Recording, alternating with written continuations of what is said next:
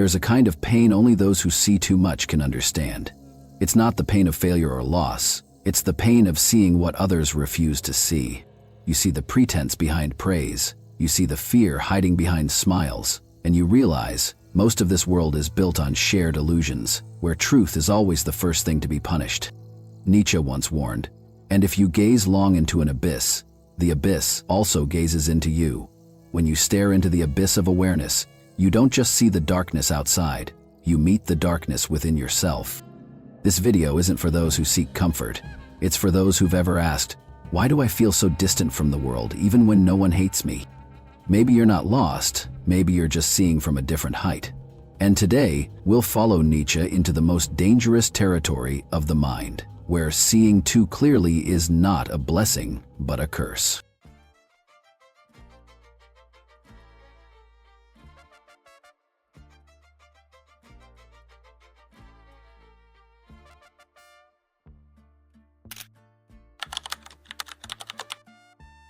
A truly intelligent person doesn't have to say a word to make others uncomfortable. Their very presence can feel like a threat, even when they've done nothing wrong. That discomfort doesn't come from arrogance. It comes from something quieter, reflection. When you walk into a room with clear eyes, sharp thinking, or simply a refusal to play by the unspoken rules of the crowd, you unintentionally become a mirror. And people hate mirrors, because when they look into one, they see their own stagnation. They see what they've been avoiding. They see the distance between who they are and who they wish they were. Nietzsche once said, "The higher we soar, the smaller we appear to those who cannot fly. The higher you rise, the more arrogant and distant you'll seem to those still on the ground, even if all you're trying to do is live truthfully." Schopenhauer was even blunter. The wise have always said the same things, and fools, who are the majority, have always done just the opposite. The wise repeat truths, the crowd resists them every time. Though if you've ever felt misunderstood, ignored, or quietly rejected just because you think differently, you're not alone. You've simply touched a truth most people aren't ready to face. The solution isn't to make others understand you. It's to let go of that need entirely, because intelligence doesn't need applause to have worth. It only needs your calm, while everyone else lives on instinct. When you finally let go of the need to be understood, part of you feels lighter. But don't mistake that for ease, because even when you choose silence, your intelligence still awakens something ancient in others: fear. This isn't just philosophy. Neuroscience backs it up. Studies show that when someone feels intellectually inferior, the amygdala, the brain's fear center, fires the same alarm it would in the face of a life-threatening danger. In other words, your intelligence registers as a threat to their survival. And strangely, the more collective the environment, the stronger that response becomes. Because it's not just the individual ego that feels threatened, it's their social position, their sense of belonging, their fragile self-worth. At that moment, they stop hearing your words. All they can hear is the warning in their own head: be careful, this person might make you feel small. Nietzsche saw this long before science could prove it. Whoever fights monsters should see to it that in the process he does not become a monster. The clearer you see reality, the more likely the world will treat you as a danger. And the saddest truth is this: we don't protect truth, we protect our wounded egos. That defense doesn't come from reason, it comes from primal fear. And sometimes you become the threat, simply because you understand too well. Seeing too clearly isn't always a gift. When you're intelligent, you don't need to prove anything. Your presence alone can make others uneasy. They feel exposed, outshined, subtly revealed, even when you haven't said a word. So they avoid you. They change the subject. They talk about the weather, sports, food, anything safe, anything light, anything but the truth. Nietzsche once said, "Sometimes people don't want to hear the truth because they don't want their illusions destroyed." The intelligent mind is like a headlight in the dark, bright but blinding, honest but harsh. And this society? It doesn't like being illuminated. It prefers the half-light, just clear enough to pretend to understand, just dim enough to avoid change. You speak the truth, they call you negative. You look deeper, they say you overthink.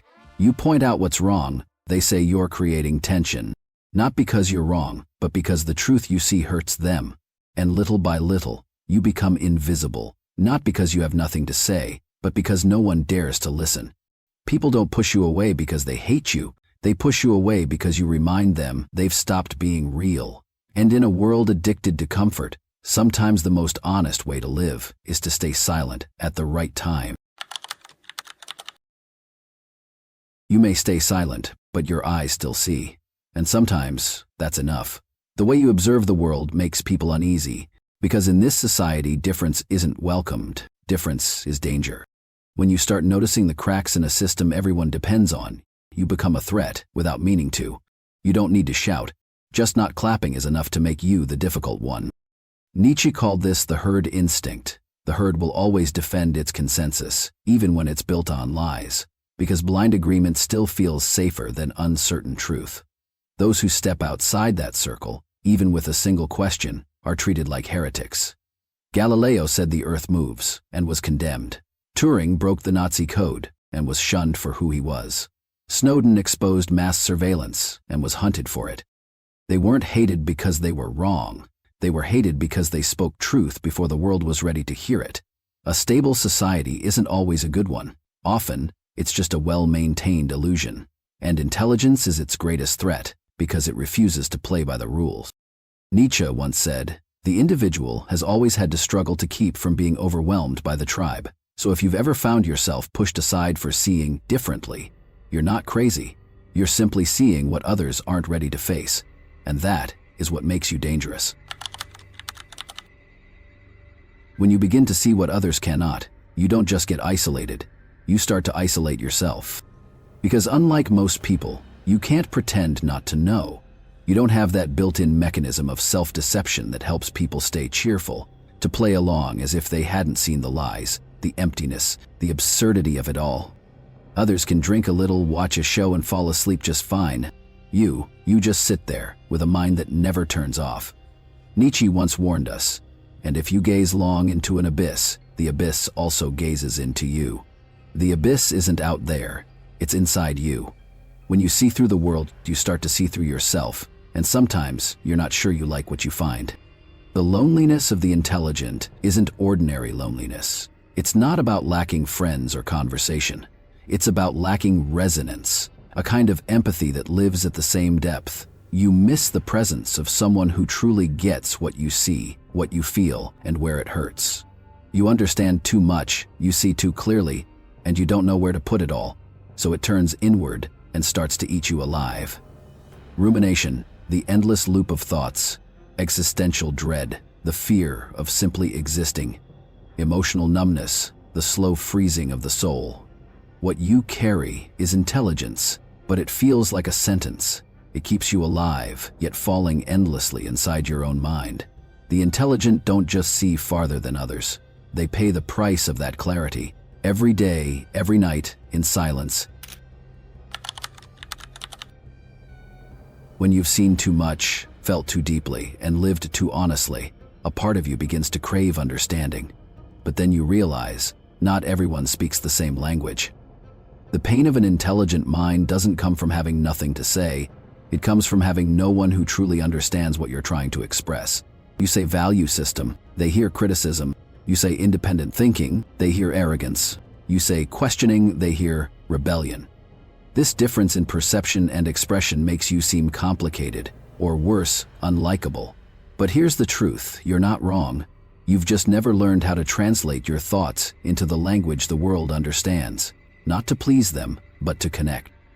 Nietzsche never told you to play dumb to survive. He simply understood one thing. Being understood is a luxury, because most of society isn't ready to hear the truth, let alone to understand it.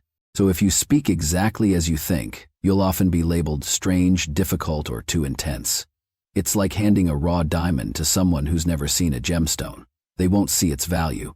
They'll just find it odd, or too hard to hold. That's why if you want to be understood, you must learn how to wrap your intelligence in a form others can touch.